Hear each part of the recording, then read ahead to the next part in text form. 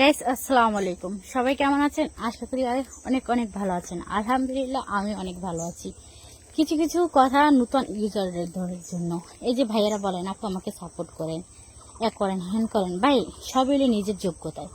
অন্য মানুষের যোগ্যতা আপনি কখনো সফলতা হতে পারবেন না, সব আপনার নিজের যোগ্যতা আপনি সফলতা হতে পারবেন। এর জন্য কি আপনার দৈনিক মানুষের ভিডিও দেখতে হবে।